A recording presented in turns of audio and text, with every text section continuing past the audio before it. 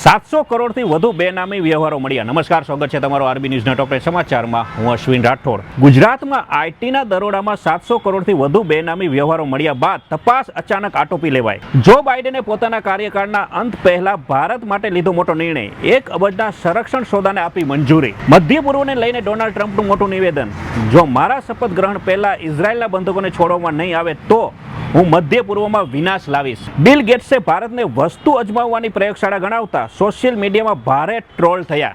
મોહમ્મદ યુનુસને લઈને શેખ હસીનાનું મોટું નિવેદન સામે આવ્યું છે। બાંગ્લાદેશમાં ચાલી રહેલા હિન્દુઓના નરસંહારનો માસ્ટર માઇન્ડ તેમને યુનુસને ગણાવ્યો છે। ભારત ચીન સંબંધો પર સંસદમાં બોલ્યા વિદેશ મંત્રી એસ જયશંકર। એલોન મસ્કે રચ્યો ઇતિહાસ, ટેસ્લાના શેરમાં બમ્પર વધારાથી પહેલીવાર તેમની સંપત્તિ $350 મિલિયન પાર થઈ। ભારત રશિયા સંબંધોમાં નવો દોર, પુતિન ટૂંક સમયમાં લેશે ભારતની મુલાકાત। આતંકીની હોડીમાં સવાર પાકિસ્તાન, 1 વર્ષમાં 1000થી વધુ આતંકી હુમલા થયા। અંકલેશ્વરમાં આવેલી ડેટોક્સ ઇન્ડિયા કંપનીમાં બ્લાસ્ટ થતા 4 મજૂરોના મોત। તો આ તારના ટોપ 10 ન્યૂઝ અને હું હતો આપની સાથે અશ્વિન રાઠોડ।